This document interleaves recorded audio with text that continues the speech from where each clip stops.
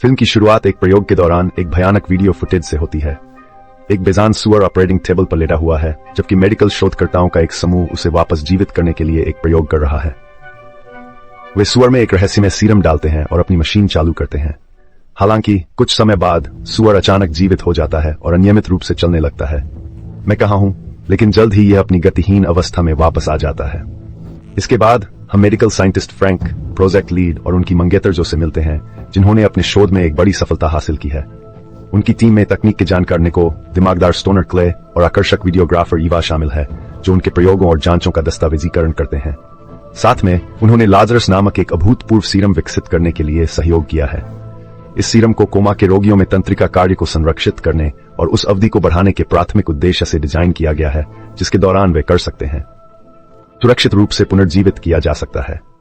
अप्रत्याशित रूप से यह मृतकों को वापस जीवन में लाने की क्षमता भी प्रदर्शित करता है, लेकिन जेम्स फ्रैंको नहीं। टीम ने रॉकी नामक एक हाल ही में मृत कुत्ते पर सीरम का परीक्षण करने का फैसला किया, जबकि ईवा इस प्रक्रिया को फिल्म पर कैद करती है। शुरू में कोई प्रतिक्रिया नहीं दिखती है, हालांकि दूसरे प्रयास में रॉकी भौंकना और इधर उधर घूमना शुरू कर देता है। आखिर क्या हो रहा है? इस प्रकार उनके प्रयोग को सफल माना जाता है। इस शाम बाद में फ्रैंक और जो रॉकी को घर ले आते हैं और उसकी हालत में कुछ अजीब बदलाव देखते हैं। हालांकि उनका मानना है कि यह मौत से पुनर्जीवित होने के सदमे के कारण है। रात के दौरान रॉकी बेडरूम में घुस जाता है और बिस्तर पर चढ़ जाता है। अजीब बात यह है कि वह वहीं रहता है और जो को सोते हुए देखता है। धिक्कार है। अगले दिन प्रयोगशाला में टीम रॉकी पर एक MRI स्कैन करती है। इसके माध्यम से उन्हें पता चलता है कि कुत्ते का मस्तिष्क काफी असामान्य गतिविधि से गुजर रहा है। ये भी पाते हैं कि सीरम अभी भी उसके रक्त प्रवाह में मौजूद है, हालांकि इसे कुछ ही घंटों में खत्म हो जाना चाहिए। उस रात क्ले लैब में अकेले काम कर रहा था, जबकि रॉकी को उसके पिंजरे में सुरक्षित रखा गया था। अचानक उसे एक जोरदार धमाके की आवाज सुनाई देती है और वह देखता है कि फ्रिज खुला हुआ है और उसका सारा सामान कमरे में बिखरा हुआ है। क्ले यह भी देखता है कि रॉकी अपने पिंजरे से भागने में कामयाब हो गया है। वह उसे बाहर निकालने की कोशिश करता है, लेकिन कोई फायदा नहीं होता। जैसे ही वह कमरे की तलाशी लेना जारी रखता है, कुत्ता अचानक उसके सामने आ जाता है और आक्रामक तरीके से गुर्राता है। अगले दिन क्ले ने बाकी टीम के साथ घटना को साझा किया। वह जोर देकर कहता है कि कुत्ते को मार दिया जाना चाहिए, इससे पहले कि उसका आक्रामक व्यवहार और बढ़ जाए। हालांकि टीम ने उसकी चिंताओं को खारिज कर दिया, उस पर संदेह किया और सोचा कि वह जरूरत से ज्यादा प्रतिक्रिया कर रहा है। उस दिन बाद में विश्वविद्यालय के डीन ने फ्रैंक को बुलाया और उसके संदिग्ध प्रयोगों के लिए उसे डांटा। वह मानती है कि वह मरे हुए जानवरों को जीवित करके भगवान की भूमिका निभा रहा है। वह दूर से भी प्रभावित नहीं होती, थोड़ा भी नहीं। इसलिए वह कार्यक्रम को समाप्त कर देती है और उनका वित्त पोषण वापस ले लेती है। फ्रैंक को यकीन हो जाता है कि कोई डीन को उनके प्रयोगों की फुटेज मुहैया करा रहा है, खासकर जानवरों पर सीरम परीक्षण से जुड़े प्रयोग। मामले को बदतर बनाने के लिए उनके शेयरधारक प्रयोगशाला में आते हैं और बताते हैं कि एक प्रमुख दवा निगम ने उनकी परियोजना को वित्त पोषित करने वाली कंपनी को खरीद लिया है। इससे उन्हें शोध उपकरण और सीरम का स्वामित्व मिल जाता है। फ्रैंक और उनकी टीम इस खबर से तबाह हो जाती है, लेकिन वे इसके बारे में कुछ नहीं कर सकते। उस पल की गर्मी में जो ईवा पर डीन की मुखबिर होने का आरोप लगाती है, क्योंकि उसके पास उनके फुटेज तक पहुंच है। वह घटनाओं के समय की ओर भी इशारा करती है, दावा करती है कि सब कुछ उसके आने के बाद हुआ। खैर, यह सब उनके आने के बाद हुआ, लेकिन यह बात अलग है। सभी के शांत होने के बाद टीम ने प्रयोग को फिर से बनाने और प्रक्रिया को खुद फिल्माने के द्वारा मामले को अपने हाथों में लेने का फैसला किया। उस रात वे ईवा द्वारा रखे गए सुरक्षा पास का उपयोग करके प्रयोगशाला के अंदर घुस गए। फिर उन्होंने आवश्यक उपकरण स्थापित किए और प्रक्रिया के लिए एक और मृत कुत्ता तैयार किया। आप इन्हें कहां से लाते हैं फ्रैंक? मैं कभी नहीं बताऊंगा। सब कुछ योजना के अनुसार होता है। हालांकि पहले कुछ मिनटों के लिए स्थिति एक अंधेरे मोड पर आ जाती है, जब जो मुख्य बिजली स्विच को सक्रिय करती है। बिजली का झटका लगता है। पूरी टीम घबरा जाती है, क्योंकि उन्हें पता चलता है कि उसकी नब्ज नहीं चल रही है। फिर फ्रैंक बेचैनी से उसके सीने में एड्रेनालाइन का इंजेक्शन लगाता है, लेकिन वह कोई प्रतिक्रिया नहीं देती। इस समय वह देखता है कि सगाई की अंगूठी अभी भी उसकी उंगली पर है, जिससे उसे एहसास होता है कि बिजली के झटके का कारण यही था। अचानक वह जोई के बेजान शरीर को मेज पर रख देता है और उसका अगला कदम सभी को स्पष्ट हो जाता है। सीरम का उपयोग करके उसे वापस जीवन में लाना। क्ले, निको और ईवा तुरंत अपनी चिंता व्यक्त करते हैं। उसे मृत मानव को वापस जीवन में लाने के नैतिक परिणामों की याद दिलाते हैं। हालांकि फ्रैंक का तर्क है कि वे जो की मौत के लिए जिम्मेदार होंगे और अगर वे कार्रवाई करने में विफल रहते हैं तो संभावित रूप से हत्या के आरोपों का सामना करना पड़ेगा। यह अंततः टीम को आश्वस्त करता है और वे अनिच्छा से उसका समर्थन करने के लिए सहमत होते हैं। कोई भी नहीं सोचता कि नैतिकता खुद से अधिक महत्वपूर्ण है। अगले दृश्य में फ्रैंक सीरम निकालता है और उसे जो के शरीर में इंजेक्ट करता है। फिर हर कोई उत्सुकता से उसके पुनर्जीवित होने का इंतजार करता है, लेकिन ऐसा नहीं होता। इसके बजाय निको ने सुरक्षा गार्ड को अपनी प्रयोगशाला के पास आते देखा, इसलिए वे जल्दी से छिप गए। जब गार्ड आखिरकार चला जाता है तो समूह प्रयोगशाला में वापस लौटता है। उन्हें आश्चर्य होता है कि वे जो को टेबल पर बैठे हुए पाते हैं। फिर फ्रैंक उसकी जांच करने के लिए आगे बढ़ता है, लेकिन वह अचानक उसकी कलाई पकड़ लेती है और पूछती है कि क्या वह अभी अभी मर गई है। इसके बाद टीम ने जोई पर एमआरआई स्कैन किया, जिसमें एक चौंकाने वाली खोज सामने आई। उन्होंने देखा कि उसका शरीर लगभग पूरी तरह से ठीक हो चुका है और उसके मस्तिष्क में काफी गतिविधि है। आमतौर पर मनुष्य अपने मस्तिष्क की क्षमता का केवल 10% ही उपयोग करते हैं, लेकिन जोई के मामले में वह पूरी क्षमता का उपयोग कर रही है। जल्द ही यह स्पष्ट हो जाता है कि उसके साथ सब कुछ ठीक नहीं है। जैसे ही वह अपने मस्तिष्क के 100% कार्यों का उपयोग करना शुरू करती है, वह अपने भीतर अजीब शक्तियों का विकास करती है। इनमें टेलीकिनेसिस शामिल है, जो उसे अपने दिमाग से वस्तुओं में हेरफेर करने की अनुमति देता है। टेलीपैथी, जो उसे यह जानने की अनुमति देता है कि दूसरे क्या कहने वाले हैं। टेलीकास्टर, जो कि वास्तव में एक शानदार गिटार है और दूसरों को अपनी दर्दनाक यादों में खींचने की अस्थिर क्षमता। इस बीच टीम जो के परिवर्तन के बारे में तेजी से सतर्क हो जाती है, ये महसूस करते हुए कि वह पहले जैसी नहीं रही। फ्रैंक तब टीम को सलाह देता है कि वे ऐसा व्यवहार करें जैसे कि जो के आसपास सब कुछ ठीक है, जब तक कि वे कोई समाधान नहीं खोज लेते। उन्हें पता नहीं, वह उनकी बातचीत सुनती है और क्रोधित हो जाती है। जैसे जैसे दिन बीतते हैं, जो को अपने भीतर असामान्य बदलावों का एहसास होने लगता है।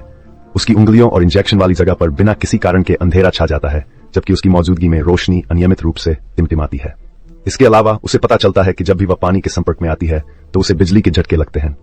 एक शाम जो फ्रैंक के पास जाती है और अपने द्वारा अनुभव किए जा रहे सभी अजीब बदलावों के बारे में बताती है। एक बार वह एक जलती हुई अपार्टमेंट बिल्डिंग में फंस गई थी। हालांकि फ्रैंक उसे याद दिलाता है कि यह सिर्फ उसकी बचपन की दर्दनाक याद है, जो तब से एक बुरे सपने के रूप में प्रकट हो रही है। यह पता चलता है कि जो एक बार जलती हुई इमारत में फंस गई थी, जहां उसने मदद के लिए बेताब चीखें सुनी थी। उसने एक दरवाजे के नीचे से जले हुए हाथों को भी अपने पंजे से नोचते हुए देखा। इसके बाद फ्रैंक जो को एक हल्का सा बेहोश करने वाला इंजेक्शन देता है और उसे अकेले आराम करने के लिए छोड़ देता है। बाद में ईवा उसे कुछ देर के लिए देखने के लिए उसके कमरे में जाती है, लेकिन जैसे ही वह कमरे से बाहर निकलती है, वह चौंककर खुद को अचानक जलती हुई इमारत में पाती है। ईवा एक छोटी लड़की को अपने हाथ में कुछ पकड़े हुए देखती है। फिर लड़की गायब हो जाती है। ईवा को जलते हुए हाथों से गिरा हुआ छोड़ देती है, जो उसकी ओर बढ़ रहे हैं। अचानक एक हाथ उसकी कलाई पकड़ लेता है, जिससे वह चीखते हुए जाग जाती है। जब दूसरे लोग उसकी तरफ दौड़ते हैं तो हम देखते हैं कि उसकी कलाई पर जलने का निशान है। इस घटना के बाद फ्रैंक ईवा के सपने और जो के बार बार आने वाले बुरे सपनों के बीच समानता को स्वीकार करना शुरू कर देता है। लेकिन इससे पहले कि वह स्थिति को पूरी तरह से समझ पाता, निको को पता चलता है कि एक रहस्यमयी इकाई कई महीनों से उनकी गतिविधियों पर गुप्त रूप से नजर रख रही है और उनके सिस्टम से डेटा डाउनलोड कर रही है। स्पष्ट हो जाता है कि जो भी इसके पीछे है, वह उनके ठिकाने को जानता है और उनकी सुरक्षा के लिए खतरा पैदा करता है। यह महसूस करते हुए कि वे खतरे में हैं, फ्रैंक टीम से बिना देरी किए लैब खाली करने का आग्रह करता है। कुछ क्षण बाद निको ने देखा कि जो अब सोफे पर नहीं बैठी है और उत्सुकता से कमरे को स्कैन करती है। जैसे ही रोशनी टिमटिमाना शुरू होती है, वह उसके पीछे दिखाई देती है। ऐसा लगता है कि वह पतली हवा से आई है, जो फिर उससे विनती करती है कि वह उसे उन विचित्र परिवर्तनों को समझने में मदद करे जिनसे वह गुजर रही है। उसे बहकाने की एक हताश कोशिश में वह उसे चूमने के लिए झुकती भी है, लेकिन निको उसे दृढ़ता से अस्वीकार कर देता है। दुर्भाग्य से यह एक गलत निर्णय साबित होता है। जैसे ही जो के अंदर का दानव जागता है, उसकी आंखें अचानक काली हो जाती हैं और कमरा अंधेरा हो जाता है। निको उसे शांत करने की कोशिश करता है, लेकिन वह अचानक गायब हो जाती है। फिर एक सुरक्षा कैमरे के फीड के माध्यम से हम देखते हैं कि निको को एक अदृश्य शक्ति द्वारा पास की कोठरी में खींचा जा रहा है। वह चिल्लाता है और मदद के लिए भीख मांगता है, लेकिन कोई भी उसकी बात नहीं सुन पाता।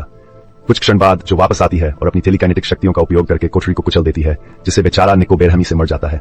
मुझे उम्मीद है कि उन्हें कम से कम 7 मिनट स्वर्ग में रहने का मौका मिला होगा। अगले दृश्य में समूह के बाकी सदस्य जो कि जांच करने के लिए आते हैं और उसे आराम से सोफे पर बैठे हुए पाते हैं। वे उसे निको के ठिकाने के बारे में पूछते हैं, लेकिन वह अनजान होने का नाटक करती है। जैसे जैसे सेकंड बीतते हैं, क्ले की चिंता बढ़ती जाती है और वह मदद के लिए पुकारने की कोशिश करता है, लेकिन ऐसा करने से पहले ही अचानक बिजली चली जाती है, जिससे उनके पास संवाद करने का कोई साधन नहीं रह जाता। निराश और जवाब के लिए बेताब क्ले जोई से भिड़ जाता है और उससे पूछता है कि उसने क्या किया है, लेकिन वह अजीब तरह से शांत रहती है और अपनी शक्ति का इस्तेमाल करके क्ले को उसके ही वेब से गला घोंट देती है। ओह, कविता गति में है। जब दूसरों को इसकी भनक लगती है तो वे तुरंत हस्तक्षेप करने के लिए दौड़ पड़ते हैं। हालांकि उनके सर्वोत्तम प्रयासों के बावजूद बेचारा लड़का मर जाता है।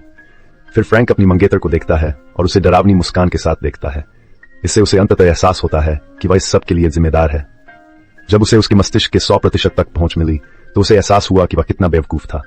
तभी रोशनी बंद हो जाती है और जो छाया में गायब हो जाती है। फ्रैंक जानता है कि वह उसके पीछे आएगी, इसलिए वह उसे पहले मारने का फैसला करता है। फ्रैंक एक सिरिंज तैयार करता है, जिसमें आमतौर पर जानवरों को मारने के लिए इस्तेमाल किए जाने वाले घातक रसायन भरे होते हैं। फिर वह अपनी योजना ईवा को बताता है और उसे तब तक छिपे रहने के लिए कहता है जब तक वह उसके लिए वापस नहीं आ जाता। इसके तुरंत बाद फ्रैंक जो को दालान में पाता है और उसे आश्वस्त करने की कोशिश करता है कि वह कोई समाधान निकाल लेगा। आंसू बहाते हुए वह पूछती है कि क्या वह अब भी उसे प्यार करता है, जिस पर वह स्वीकार करता है कि वह करता है। हालांकि वह उसके दिमाग को पढ़ती है और जानती है कि वह वास्तव में उससे प्यार नहीं करता।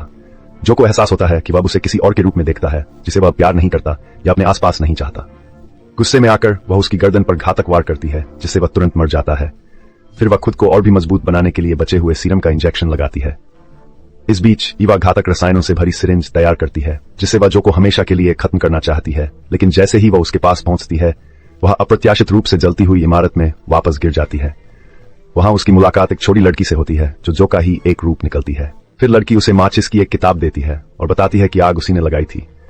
इस समय ईवा को आखिरकार समझ में आता है कि जो को ये बुरे सपने क्यों आ रहे हैं। ऐसा इसलिए क्योंकि वह अभी भी उस आग को शुरू करने के लिए दोषी महसूस करती है जिसने कई लोगों की जान ले ली। फिर ईवा युवा जो को दिलासा देती है, उसे आश्वस्त करती है कि यह पूरी तरह से उसकी गलती नहीं थी। वह उससे पड़ोसी का दरवाजा खोलने और अपना बोझ छोड़ने की विनती करती है। हालांकि उन्हें अचानक वयस्क जो द्वारा बाधित किया जाता है, जिसने अब एक राक्षसी रूप ले लिया है। वह काली आंखों और जली हुई त्वचा के साथ धीरे धीरे उनके पास पहुंचती है, लेकिन इससे पहले कि वह उन तक पहुंच पाती, युवा जो पड़ोसी का दरवाजा खोल देती है जिससे अचानक रोशनी का एक विस्फोट होता है जो उन्हें घेर लेता है।